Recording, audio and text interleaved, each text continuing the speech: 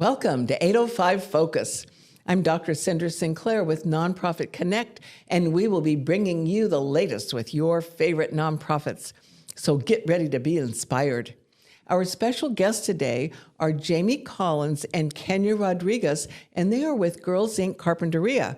Welcome, ladies. Thank you. Thank you. Thanks so much for being with us. Oh, do I ever love the good and important work that you guys do at Girls Inc. Carpinteria. Well, we're very lucky to be able to do what we do. It's a beautiful facility. I've been down there many times, and you are always so busy with lots of programs. Those are very lucky girls that get to come there. So tell us about, for those people who don't know, what goes on maybe on a, daily or regular basis at your center.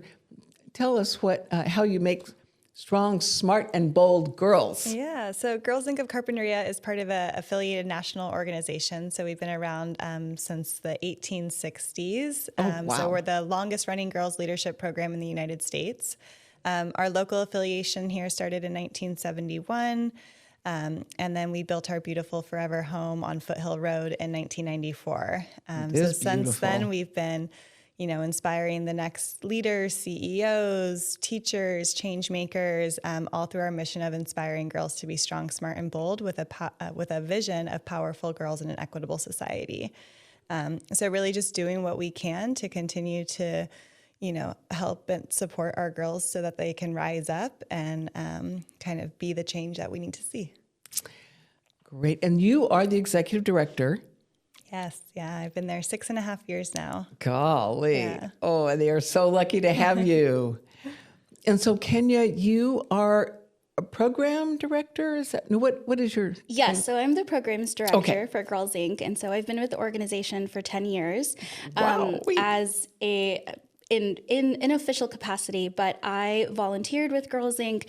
in high school, and I also was a member of Girls Inc. affiliates growing up in middle school and in high school. Well, isn't that a great story? Well, that's wonderful.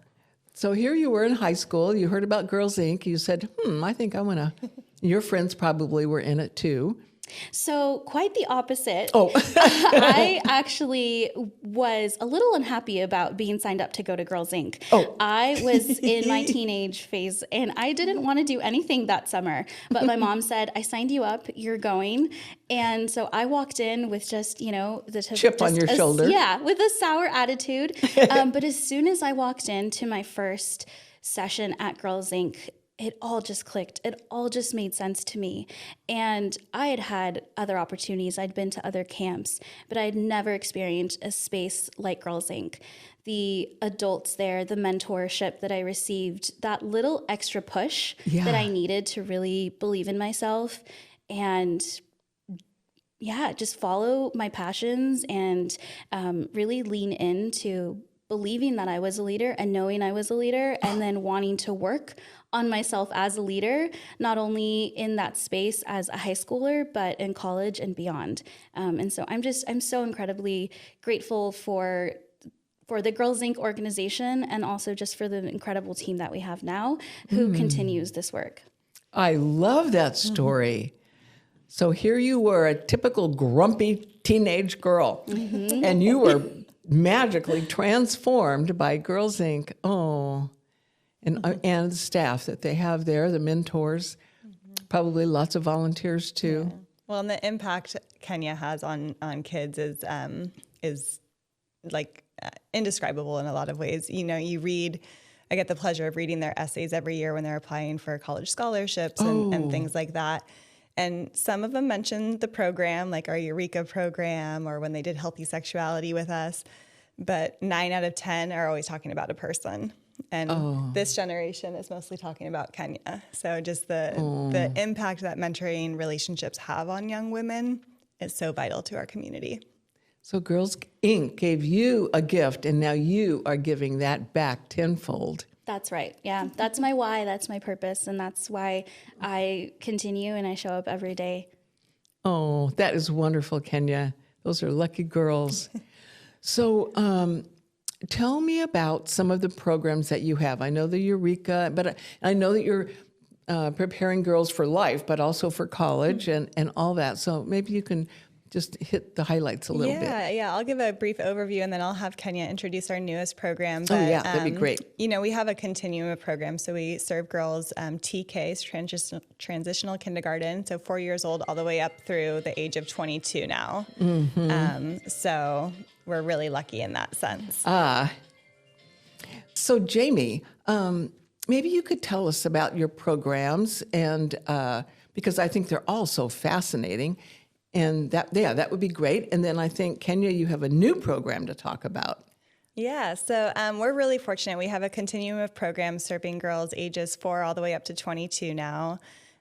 We do that through our school-based model. So we're in the schools teaching some of our curriculum, and then also on our campus. And each of our programs are aligned with, raising strong, independent young women and girls. And so we're really excited about our newest program called Project Accelerate.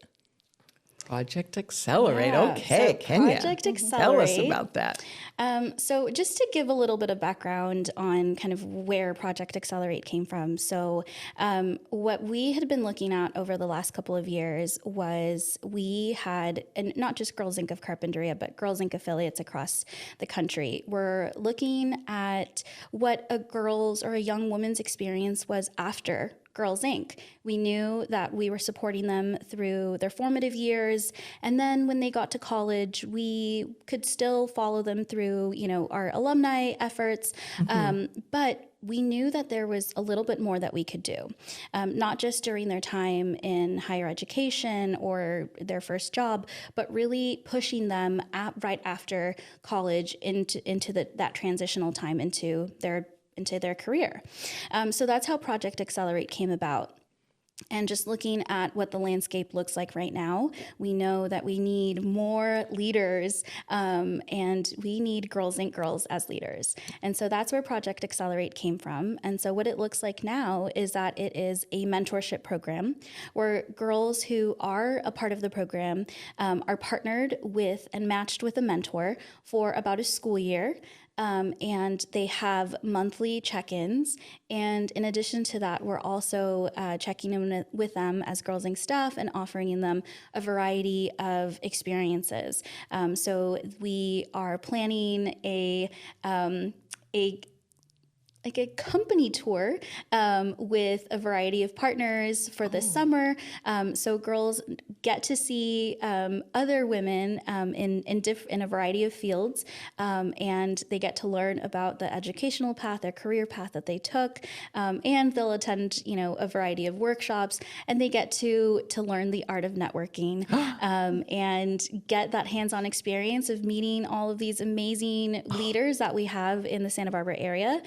And they hopefully also will walk away inspired, and maybe we'll walk away with some additional mentors this summer too. That is a wonderful idea. I've heard of taking high school kids around to college campuses so they can, and that seems to have a big impact on them. But this idea is fabulous. I don't think I've ever heard of that before. So do you take like a group of girls to different companies? Yeah. So what our plans is that girls kind of get to live a day in the life. And so this would be through a 1-day opportunity where they will get to check out the offices where people are doing the work. And in addition to that, hear from the women themselves what their experiences have been like. And we want girls to make those connections that if they see it, they can be it. And also being able to, chat and talk to women who are in these fields, so that way they can ask their questions, get some advice, and really be able to see themselves in the current leaders that we have now. That is so great. Now, you mentioned a mentor. Is a mentor like typically a staff person, or is it a volunteer, or? Yeah, so our mentors for Project Accelerate come from a variety of backgrounds. They are all volunteers, and they're all professionals from the Santa Barbara and Ventura area who heard about the program and signed up and wanted to support girls. And so the way that we matched mentors was based on the girls' interest in their future career. So we have, girls who want to pursue business and have already told us, I want to go to Santa Barbara City College and pursue a business degree and transfer and pretty much have it all lined up. But now they have a person who's actually forged that path before them and can ask questions and get advice and, be just a little bit more inspired that if they did it, if their mentor did it, they can do it as well. That is great. And so let's just say somebody's watching this interview and they say, well, maybe I want to be a mentor. Does it explain on your website how to go about that? And yeah, we what's have involved in that all on our website, and we're always seeking volunteers for various. So we have the mentorship opportunity. We also run a 24/7 food pantry that needs a lot of volunteer support and just receiving the food and redistributing it back out to the community. So we do that weekly. And then if you're more interested in the littles, we have opportunity to be a reading tutor or homework support, all of those things that are just so vital. We really recognize the benefits of cross-generational programming and the benefits of, for both the young people having a mentor and for, our younger active senior citizens and adults that want to connect, the opportunity for them to give back to the community. wow, that is great. So you're actively inviting volunteers. Yes, yeah, very much so. And it's an easy process on our website. And then you connect and you'll either meet with myself or Kenya, and we kind of walk through all the different opportunities to make sure it's the right fit. That is great. All right. Well, tell us about another one of your programs that I think people might be interested in. Yeah, so one of the another newer program that we relaunched, because I also attended Girls Inc. in the 90s, though primarily for playing basketball. You so did that was when my you were bread in and school. butter. Oh, Yeah, gosh, I don't and think I I knew that attended about Girls Inc. Carpinteria, so it's really full circle for me as well. Which is actually kind of a funny caveat because a lot of our staff come back. So a lot of our staff are either Girls Inc. girls, Really? or have had that experience. So it's great. That's really good. Anyway, so we relaunched our Strong program. We focused on workshops over the last 4 years, and then this year really being intentional with middle school sports, recognizing that there's not a lot of opportunities for young females in Carpinteria to participate in sports leagues. So we just had a very successful volleyball program. We also launched a basketball program, and so really targeting sports that a lot of our girls then go to play in high school to hopefully bolster our high school athletics as well. That is great. Yeah. Now, Girls Inc. Carpinteria is a 501c3. And so I would imagine on your website there's a Donate Now button. Yes. And you really welcome financial donations, all of which are tax deductible. Yes, yeah. Especially I feel like every year I say it's been an uncertain year, and this year is no different in that in so many ways of just what our community is facing, what our country's going through, what our young girls are going through.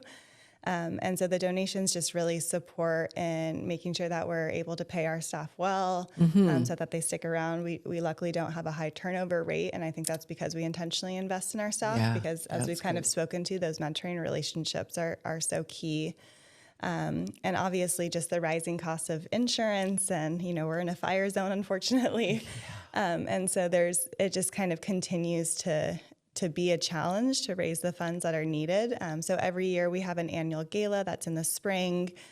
We also do an annual appeal towards year end. And so those are the two biggest ways that we try and reach out to the community and ask for donations. That is great.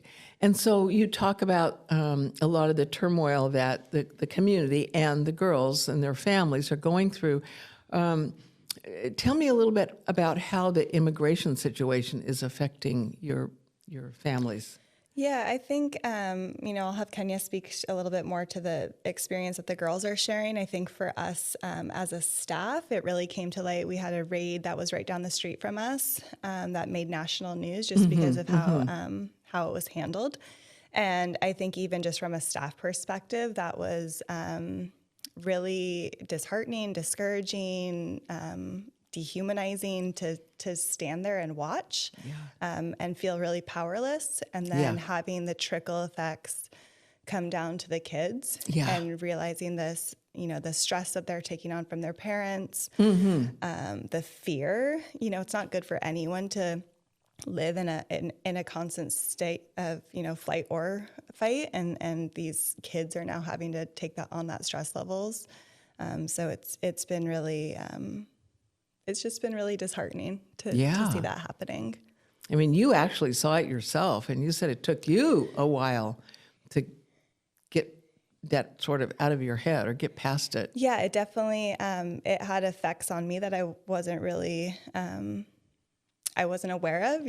I'm not from immigrant parents, and so I don't have that firsthand experience, but definitely just standing there and feeling so helpless, you just stand there with like tears rolling down your face, just not knowing what to do. How about you, Kenya? Yeah, I was right there next to Jamie because it was so close. And our first thought was, what do we need to do? What is a support network? Where can we help? And where we really stepped in was in the days and weeks following. That sense of fear was not just rampant with the parents, but really with the children too. We saw girls who, wanted a space to talk about it, to unpack, just even watching the news with their parents and not really understanding what was happening, and also realizing that it was happening in their backyard, in their town. And one of the things that we focused on as we were debriefing, in small groups with girls and even with our high schoolers, was to focus on the community that is showing up and is showing support and care. And That's a very good point. Yeah, and so that's what we've really focused on, and we've spoken internally as an organization, as a team, of what we can continue doing to support our girls on an individual level, support families with what we can, but also thinking a little bit bigger is how do we what is our role in our community and providing that collective care, not only just for the girls but for their families and our community at large in Carpinteria. Well, really, when you think about it, an opportunity for the girls to take on a leadership role in spite of all of this difficulty and challenge. And that's a great teaching opportunity, I would imagine, although it's hard to get your mind around that. Now, you guys are moving into Ventura, right? Did I hear you say that? Yeah. So we were in Ventura post-pandemic or pre-pandemic. And then closed down kind of during the pandemic. And so now that it's been, 5 or so years, we're looking to expand back, recognizing that there's a need for growth to serve more girls. We're kind of limited in Carpinteria. We're a small community. We only have 2,000 kids in our district. And we do have a sister affiliate, Girls Inc. of Greater Santa Barbara, that serves Santa Barbara through Lompoc. So our opportunity for growth is really Ventura, and recognizing the need and the increase of access to programs. There's no program like ours down there. Wow. They have great programs like Boys and Girls Clubs and YMCAs, but there's no girl-only focused leadership programs. And so looking at working with the Juvenile Justice Department as well as the school district, and just slowly kind of expanding back to just serve even more youth. Gosh, that's pretty exciting that you're going to be bringing your wonderful programs down there. For Kenya and I, it's really exciting. We've been talking about it for years, and most of our staff live in Ventura, so they have a personal investment down there, and so kind of how we can bring what we're doing and do it at a larger scale. Well, that's perfect then if you have a lot of staff down there. Yeah. Good. Okay, so we have about a minute left. Is there anything else you'd like our audience to know about Girls Inc. Carpinteria? Do you want to share a short little story? Sure. I would just say for anyone who has ever benefited from mentorship or from being told that they could do it, or that they are strong, they are smart, they are bold, or know that they themselves are strong, smart, and bold, I encourage you to find a way to get involved with Girls Inc. of Carpinteria. There are so many girls who already have what it takes, but sometimes just need that little nudge to be the next generation of leaders. And we are just so looking forward to supporting them in the next couple of years, and excited to see how girls are going to change the world. Oh, that is a wonderful message. Well, thank you both for the incredible work you're doing and for coming on our show to tell us all about it. Yeah, thank you for your time. Thank you so much. And thank you for joining us on 805 Focus, and we'll see you next time.